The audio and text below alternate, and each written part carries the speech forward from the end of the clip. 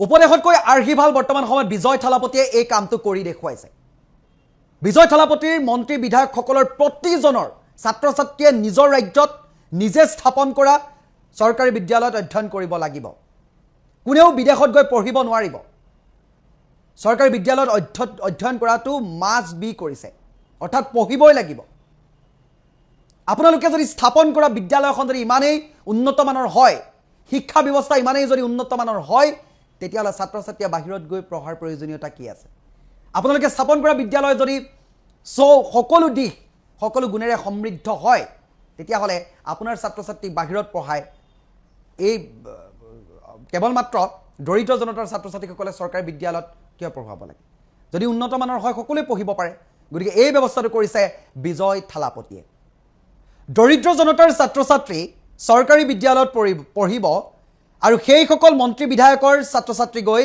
বিদেশ ভ্ৰমণ কৰিব বিদেশত গৈ পঢ়িব লণ্ডনত পঢ়িব এই কথা কেতিয়াও সহ্য কৰিব নোৱাৰিলে বিজয় থালাপতিয়ে কৈছে যদিহে চৰকাৰে স্থাপন কৰা বিদ্যালয় যদি সৰ্বগুণেৰে সমৃদ্ধ হয় যদি সকলো খা সুবিধা তাত আছে ইনফ্ৰাষ্ট্ৰাকচাৰ তাত যদি ভাল হয় এডুকেশ্যন কোৱালিটি যদি তাত ভাল হয় উন্নত মানৰ হয় তেতিয়াহ'লে তাত সকলোৰে পঢ়াৰ সমান অধিকাৰ আছে ইয়াত কোনো দৰিদ্ৰ বুলি কথা নাই ইয়াত কোনো মন্ত্ৰী বিধায়কৰ পুত্ৰ বুলি কথা নাই সকলোৱে তাত পঢ়িব লাগিব দৰিদ্ৰ জনতাই ভোটাধিকাৰ সাব্যস্ত কৰি ভোট দি আপোনাৰ মন্ত্ৰী পাতিব আপোনাক মাহে মাহে আপুনি লাখে লাখে আপুনি দৰমহা পাই কাৰণে আপোনাৰ সন্তানক গৈ বাহিৰত পঢ়ুৱাব আৰু দৰিদ্ৰ জনতাৰ ছাত্ৰ ছাত্ৰীসকল ক'ত পঢ়িব গাঁৱৰ সেই চৰকাৰী বিদ্যালয়ত পঢ়িব সেই বিদ্যালয়খনত যদি সৰ্বগুণেৰে সমৃদ্ধ তেতিয়াহ'লে আপোনাৰ সন্তান পঢ়িব নোৱাৰা কাৰণটো কি এটা বিভিন্ন প্ৰশ্নৰে ঠকা খৰকা কৰিছে ৰাজ্য চৰকাৰসমূহক বিজয় থালাপতিয়ে কৈছে কোনো কাৰণত এই কথা মানি লোৱা নহ'ব প্ৰতিজন মন্ত্ৰী বিধায়কৰ সন্তান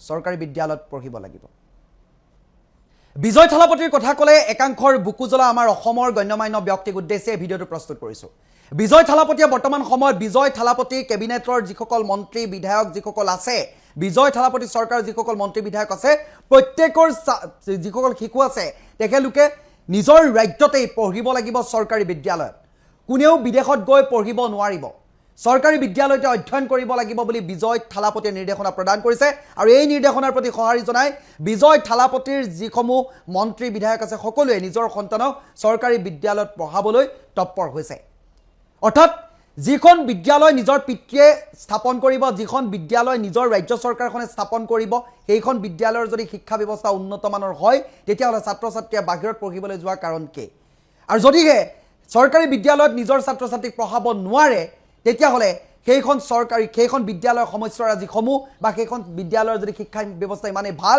সেই ৰাজ্য চৰকাৰখনৰ শিক্ষাৰ যদি ব্যৱস্থা ইমানেই উন্নত মানৰ হয় তেতিয়াহ'লে বাহিৰলৈ যোৱাৰ প্ৰয়োজনীয়তা কি বিভিন্ন বিষয়ত বৰ্তমান সময়ত বিজয় থালাপতিয়ে প্ৰশ্ন কৰা দেখিবলৈ পোৱা গৈছে বিজয় থালাপতিয়ে কৈছে যদিহে কিবা ছিষ্টেমত খেলিমেলি আছে বা চৰকাৰী বিদ্যালয়সমূহৰ মান যদি উন্নত কৰিব লগা হয় তেতিয়াহ'লে প্ৰথম কথা উপদেশতকৈ আৰ্হি ভাল সেয়া কৰি দেখুৱাইছে বিজয় থালাপতিয়ে নিজৰ যিসমূহ মন্ত্ৰী বিধায়ক আছে সেই মন্ত্ৰী বিধায়কৰ ছাত্ৰ ছাত্ৰীসকলক তাত পঢ়ুৱাইছে যদিহে যেতিয়া প্ৰতিজন মন্ত্ৰী বিধায়কে চৰকাৰী বিদ্যালয়ত ছাত্ৰ ছাত্ৰীক পঢ়াব নিজৰ ৰাজ্যত ছাত্ৰ ছাত্ৰীক পঢ়াব তেতিয়াহে তাত যদি কিবা সমস্যাৰাজি হয় সেইসকল ব্যক্তিয়ে অত্যাধিক গুৰুত্ব প্ৰদান কৰিব তেনেকৈ বৰ্তমান সময়ত ধাপে বৰ্তমান সময়ত শিক্ষা ব্যৱস্থাটো উন্নত পৰ্যায়লৈ লৈ যাবলৈ চেষ্টা কৰিছে তামিলনাডুৰ মুখ্যমন্ত্ৰী বিজয় থালাপতিয়ে এই বিষয়বস্তুবোৰ যদি কৰা মুখ্যমন্ত্ৰীজনৰ হৈ দুআষাৰ আমি ক'বলৈ যাওঁ তেতিয়াহ'লে আমাৰ একাংশৰ বুকু পুৰে জ্বলি পুৰি শেষ হৈ যায় অৰ্থাৎ আমি হয়তো এইবোৰ কথা ক'লে তেখেতলোকৰ দুখ লাগে তেখেতলোকে হয়তো লাজ পায় যিসকলে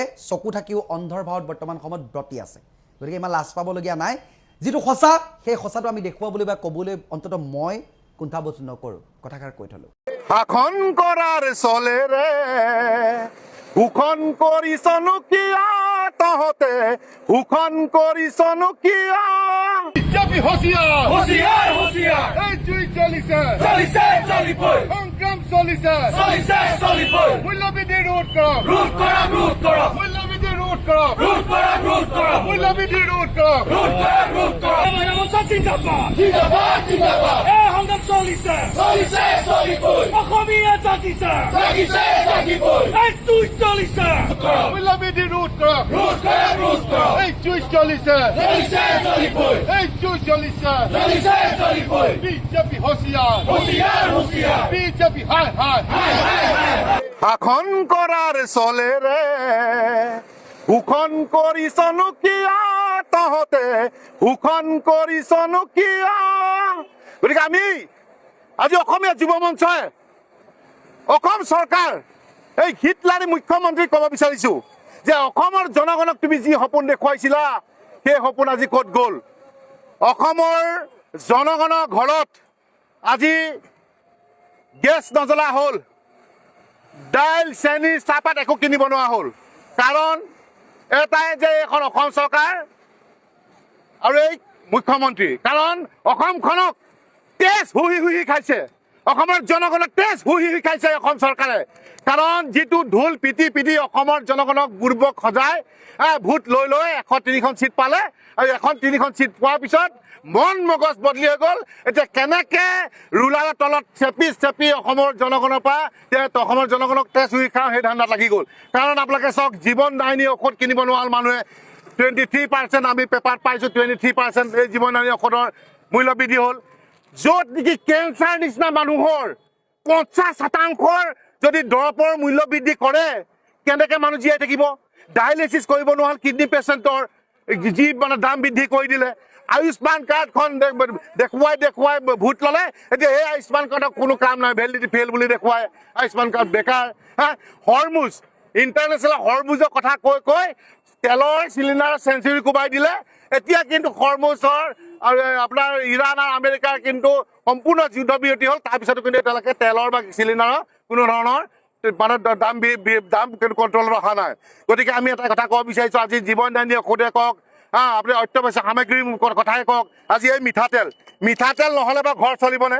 এই মিঠাতেল যি মিঠাতেল আছে 160 টকা বৰ্তমান আপোনালোকে সুধক গেজক দোকানে 240 টকা 280 টকা তেনেকুৱা ধৰণৰ এই মিঠাতেলৰ দাম হ'ল ক'ত অসমৰ জনগণে জীয়াই থাকিব পাৰিব এই 1200 টকাত কি অসমৰ জনগণ জীয়াই থাকিব পাৰিব 1200 টকা ল'লে কি গোটেই মাহ চলিব পাৰিব আপোনালোকে AC ৰুমত শুই আছে আপোনালোকৰ কাম কৰা মানুহ আছে মাছে মাংস আহি পেলাই লৈ গৈ আপোনালোকৰ ৰুমত দি দিয়ে ঘৰত দি দিয়ে আপোনালোকে এইবিলাক বুজি নাপায় আৰু এটা কথা ক'ব বিচাৰিছোঁ যেতিয়ালৈকে আপোনালোকে চিণ্ডিকেট বন্ধ নকৰিব ব্ৰইলাৰ চিণ্ডিকেট মাছৰ চিণ্ডিকেট কণীৰ চিণ্ডিকেট তেতিয়ালৈকে কিন্তু অসমত কেতিয়াও মূল্য বৃদ্ধি নহয় এটা কণী কিনিব যাওক আগতে আছিলে 7 টকা এতিয়া 10 টকা ব্ৰইলাৰ কেজি ক'বই নালাগে যিটো গোটা ব্ৰইলাৰ আহে সেই ব্ৰইলাৰ যিটো বাহিৰত গুচি গ'লে 70 টকা 80 টকা আমাৰ অসমত হৈ গ'লে 120 টকা কেনেকৈ হয় মাছৰ যি মাছ হ'লচেলত পায় 140 টকাত পায় সেই মাছ আজি 200 টকা আৰু শ্ৰীৰামপুৰ বৰ্ডাৰ পোৱাৰ লগে লগে অট'মেটিক দাম বৃদ্ধি হৈ যায় যিবিলাক অজগৰ আপুনি পুহি ৰাখিছে চিণ্ডিকেটৰ নামত সেই অজগৰবিলাকক আপুনি যেনেকৈ কয় যে মই বাঘৰ দৰে জঁপিয়াই পৰা মুখ্যমন্ত্ৰী আৰে ভাই বাঘৰ দৰে তুমি জঁপিয়াই পৰা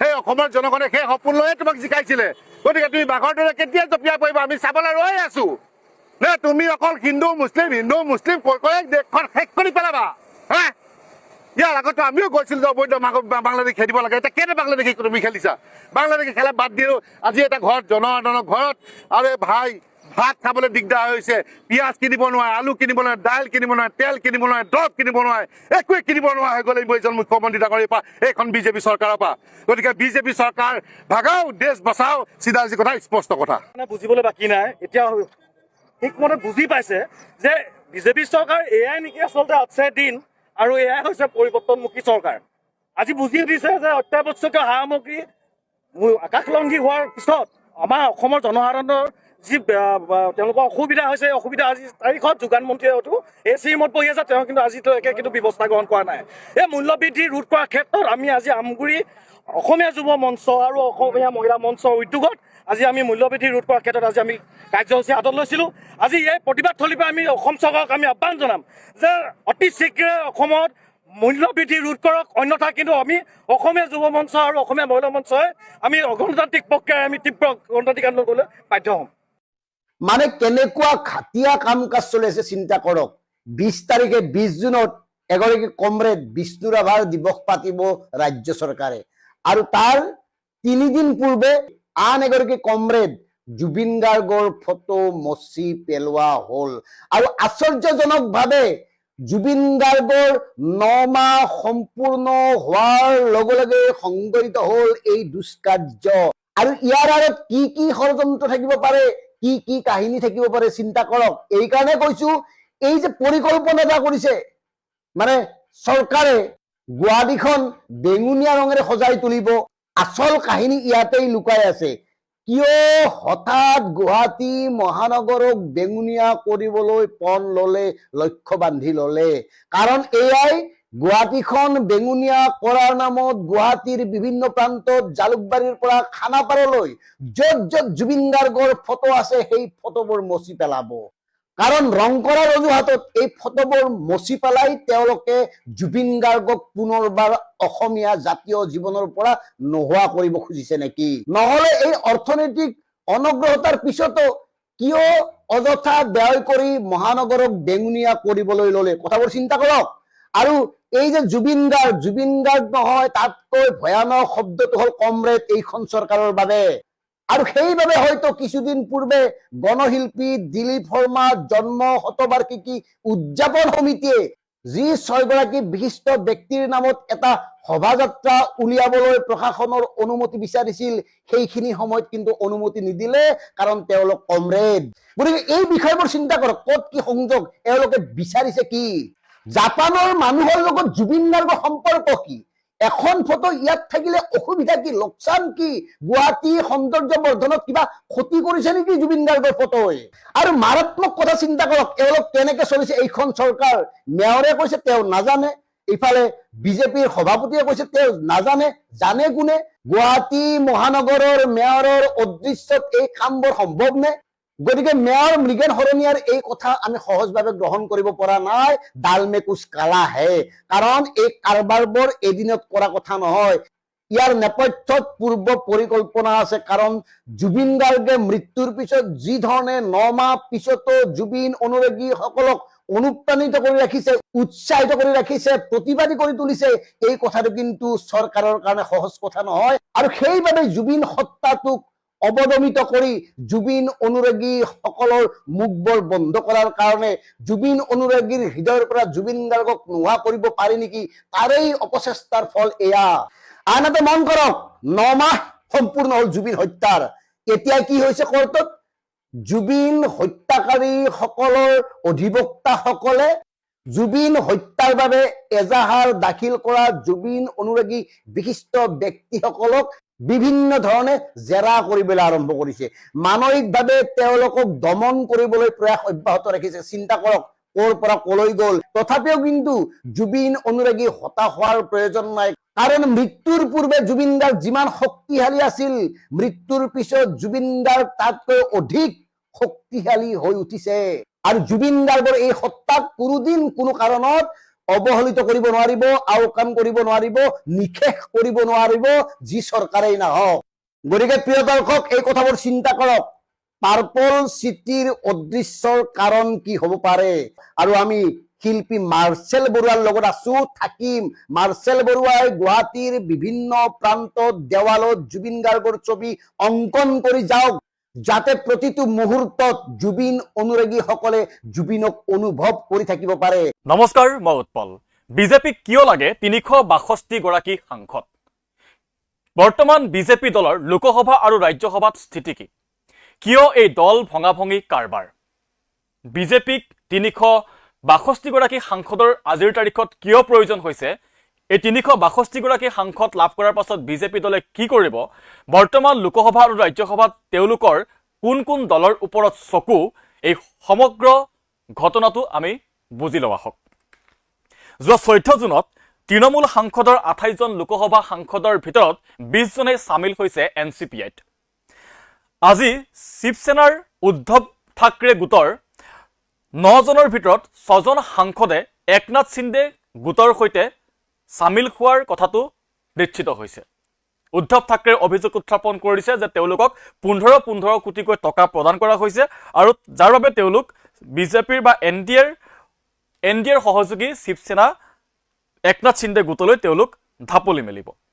ইয়াৰ পূৰ্বে 24 এপ্ৰিলত আপৰ আম আদমি পাৰ্টিৰ 10 জনৰ ভিতৰত 7 জন ৰাজ্যসভাৰ সাংসদে ইতিমধ্যে লুটিবাগৰ মাৰিছে আৰু তেওঁলোক বিজেপিত চামিল হৈছে। এতিয়া এই সকলোবোৰ লুটিবাগৰ মৰা সাংসদ হয় বিজেপিত চামিল হৈছে, নতুবা এনডিএত চামিল হৈছে। এতিয়া কথাটো হ'ল যে বিজেপিক এই 362 গৰাকী সাংসদ বিজেপিয়ে কেনেকৈ পাব আৰু পালে কি হ'ব? ইয়াৰ বাবে আমি 2 মাহৰ পূৰ্বলৈ উভতি যাব লাগিব। কিয় এই 362 গৰাকী সাংসদৰ প্ৰয়োজন হৈছে তাক জানিবলৈ 2 মাহৰ পূৰ্বে কি ঘটিছিল তাক আমি বিশ্লেষণ কৰিব লাগিব। যোৱা 16 পৰা 18 এপ্ৰিলত লোকসভাত মোদী চৰকাৰে উত্থাপন কৰিছিল 3খনকৈ বিধেয়ক। যুক্তি দিছিল যে 2029 লোকসভা নিৰ্বাচনত মহিলা আসন সংৰক্ষণৰ বাবে এই 3খন বিধেয়ক গৃহীত হোৱাটো অতি প্ৰয়োজনীয়। ইয়াৰে এখন আছিল সংবিধান সংশোধন বিধেয়ক। এতিয়া এই বিধেয়ককেইখন এইভাবে গৃহীত কৰাৰ যুক্তি দিছিল যে এই বিধেয়ককেইখন গৃহীত হলে লোকসভাত 550ৰ পৰা আসন বৃদ্ধি হৈ 850 গৰাকী হ'ব আৰু সংবিধানৰ আৰ্টিকল 81 আৰু 82ত সংশোধনী আনিবৰ বাবে এই বিধেয়ককেইখন অনা হৈছিল আৰু 850 গৰাকী সাংসদলৈ যদি বৃদ্ধি কৰিব লগা হয় আৰু আৰ্টিকল 81 আৰু 82ত যদি সংশোধনী আনিব লগা হয় তেতিয়াহলে ৰাজ্যসভা আৰু লোকসভা দুইখনতে এই বিধেয়ককেইখন গৃহীত হোৱাটো জৰুৰী। এতিয়া সদনত সেই বিধেয়ককেইখন গৃহীত নহল।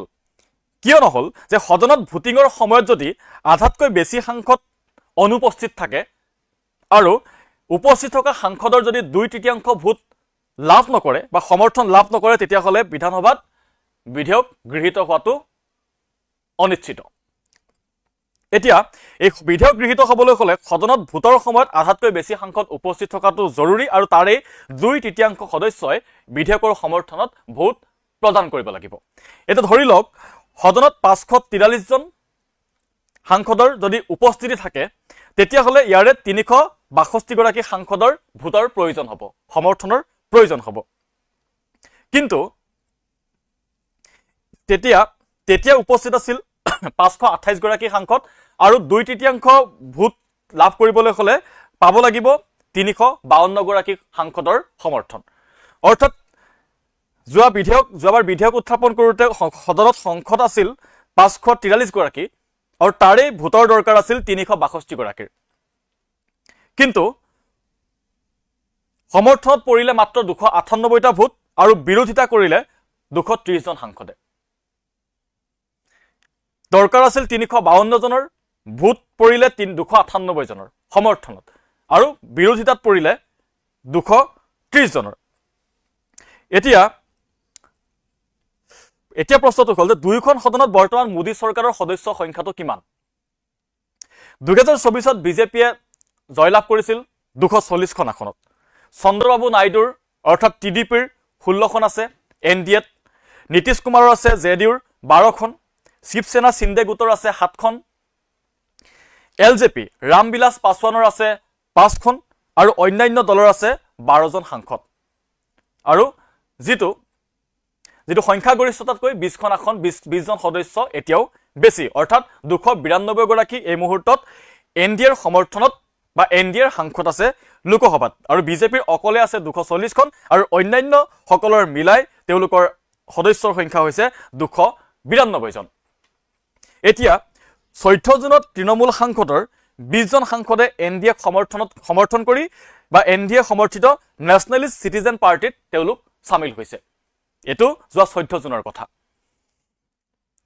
তাৰ লগে লগে লোকসভাত বিজেপিৰ সদস্যৰ সংখ্যা 292ৰ পৰা বৃদ্ধি হৈ হ'লগৈ 312 জন। তৃণমূলৰ 20 জন সাংসদে সমৰ্থন কৰাৰ লগে লগে লোকসভাত বিজেপিৰ বা NDAৰ সমৰ্থনৰ সদস্যৰ সংখ্যা বাঢ়িল 312লৈ বৃদ্ধি হ'ল। এতিয়া মহাৰাষ্ট্ৰত উদ্ধৱ ঠাকৰে গোটৰ যদি 6 জন সাংসদে একনাথ সিন্দে গোটলৈ গুচি যায় তেতিয়াহ'লে NDAৰ সদস্যৰ সংখ্যা হ'ব বা সাংসদৰ সংখ্যা হ'ব 318 জন। 318 জন আৰু তেওঁলোকে যোগদান কৰাটো ইতিমধ্যে নিশ্চিত বুলি খবৰ ওলাইছে। এতিয়া ৰাজ্যসভাত NDAৰ সদস্যৰ সংখ্যা আছে বা সাংসদৰ সংখ্যা আছে 194 জন, 154 জন, 154। কেনেকৈ আমি আপোনালোকক জনাই আছো। মুঠ 244 জনৰ ভিতৰত NDAৰ হাতত আছে প্ৰথমৰে পৰা 138খন। 24 এপ্ৰিলত আম আদমি পাৰ্টিৰ 7 জন সাংসদে যোগদান কৰাৰ পাছত বিজেপিৰ অকলে সংখ্যা বাঢ়িল 106ৰ পৰা 113 জনলৈ আৰু NDAৰ সংখ্যা হ'লগৈ 145 জন। আকৌ কৈছো যে NDAৰ হাতত প্ৰথমৰে পৰা আছে 138 আৰু 24 এপ্ৰিলত আম আদমি পাৰ্টিৰ 7 জন যেতিয়া ৰাজ্যসভাৰ সাংসদে বিজেপিত যোগদান কৰিলে তেতিয়া বিজেপিৰ অকলে সংখ্যাটো হ'ল তেওঁলোকৰ অকলে সদস্যৰ সংখ্যা হ'ল 113। প্ৰথমতে 106 আছিল, তাৰপাছত 113 হ'ল, আৰু NDAৰ মুঠ হ'লগৈ 145।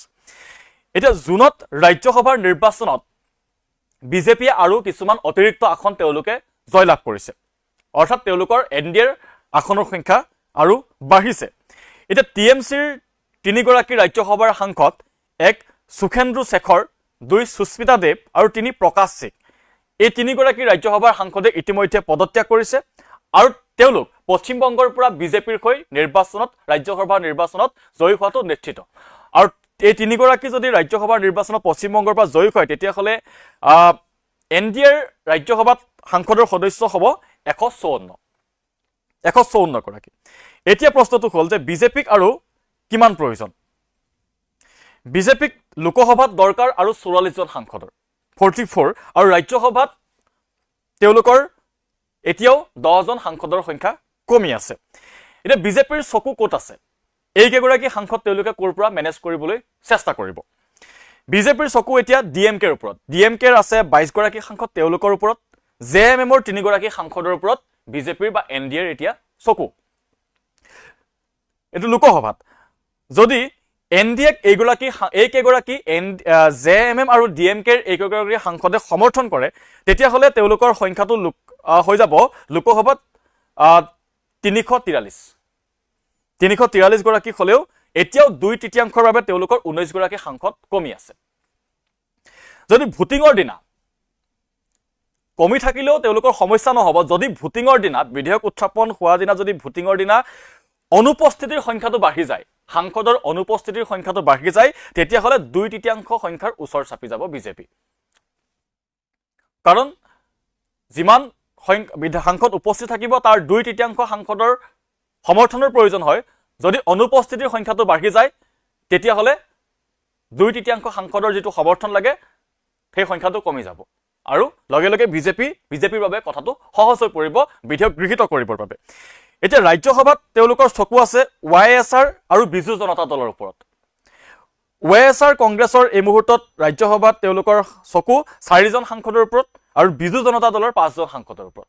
এতিয়া ৰাজ্যসভাত যদি এইকেইগৰাকী সাংসদে সমৰ্থন দি দিয়ে তেতিয়াহ'লে তেওঁলোকৰ 9ৰ পৰা 10খন আসন বাঢ়ি যাব। 9ৰ পৰা 10 গৰাকী সাংসদৰ সদস্য সংখ্যা তেওঁলোকৰ বৃদ্ধি পাব। কিন্তু সমস্যাটো এতিয়াও শেষ হোৱা নাই। সমস্যাটো হৈছে যে উত্তৰ প্ৰদেশত কেইদিনমানৰ ভিতৰতে 10 গৰাকী ৰাজ্যসভাৰ সাংসদৰ ৰিটায়াৰমেণ্ট আছে। 10 গৰাকী সাংসদে অৱসৰ ল'ব, অৰ্থাৎ 10 গৰাকী সাংসদ তেওঁলোকৰ মাইনাছ হ'ব।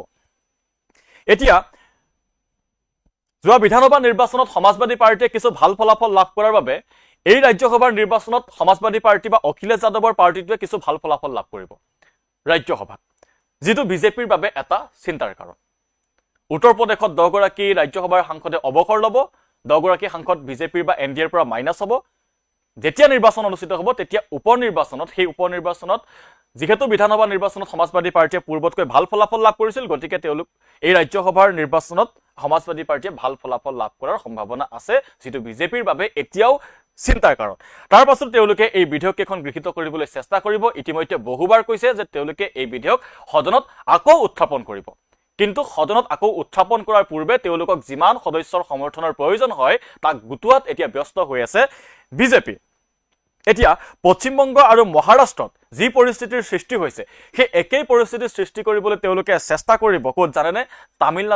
তামিলনাডুৰ DMKৰ ওপৰত, বিহাৰত RJDৰ ওপৰত আৰু UPত সমাজবাদীৰ ওপৰত। এই আটাইকেইটা দলত তেওঁলোকে ভাঙোন আনিবলৈ চেষ্টা কৰিব। ভাঙোন আনিব পাৰিলেই তেওঁলোকে এই বিধেয়ক এখন সদনত গৃহীত কৰিবলৈ সমৰ্থ হ'ব, যিটোত লাগি আছে এতিয়া বিজেপি দল। ধন টকা পইচা সকলো খৰচ কৰি সদস্যৰ সংখ্যা গোটোৱাত তেওঁলোক এতিয়া ব্যস্ত, কাৰণ সদনত যাতে তেওঁলোকে আনা বিধেয়ক কেইখন সুকলমে গৃহীত কৰি লৈ যাব পাৰে আৰু অনাগত সময়ৰ ৰাজনীতিত তেওঁলোকৰ খোপনিটো বাহাল ৰাখিব পাৰে। সেই উদ্দেশ্যে বিজেপিক এতিয়া প্ৰয়োজন 362 গৰাকী সাংসদৰ, আৰু 362 গৰাকী সাংসদৰ সমৰ্থন লাভ কৰিবলৈ যি শক্তি প্ৰয়োগ কৰি হ'লেও তেওঁলোকে যি মন যায় তাকেই কৰি গৈছে। আৰু পশ্চিমবংগত মহাৰাষ্ট্ৰত আমি তাৰ উদাহৰণ দেখিছোঁ, আৰু ইয়াৰ পূৰ্বে অপাৰেশ্যন লটাছে হওক বা এতিয়া অপাৰেশ্যন টাইগাৰে হওক আমি বিজেপি দলে চলোৱা দেখিবলৈ পাইছোঁ। তাৰ বাবে বহু ধন টকা পইচা তেওঁলোকে খৰচ কৰিছে, পলিটিক্স লেতেৰা কৰিছে, মানুহৰ বিশ্বাস নাইকিয়া কৰিছে ৰাজনীতিৰ ওপৰত। কোনোবা সাংসদত কোনোবা দলৰ সাংসদ বুলি ভোট দিয়াৰ পাছত সেই সাংসদ আন্দোলনত গৈ চামিল হৈছে, অৰ্থাৎ মানুহৰ গণতান্ত্ৰিক অধিকাৰকো তেওঁলোকে খৰ্ব কৰিবলৈ চেষ্টা কৰা নাই। আৰু যাৰ বাবে নতুন প্ৰজন্ম বা দেশৰ সচেতন ভোটাৰ এই কথাবিলাকক লৈ বিতুষ্ট হৈছে। তাৰ পাছতো বিজেপি দলে এই কথাক লৈ পৰোৱা নকৰে। তেওঁলোকক দৰকাৰ লোকসভা আৰু ৰাজ্যসভাত পৰ্যাপ্ত সাংসদৰ, যাতে তেওঁলোকে বিচৰা ধৰণেৰে কাম কৰি যাব পাৰে।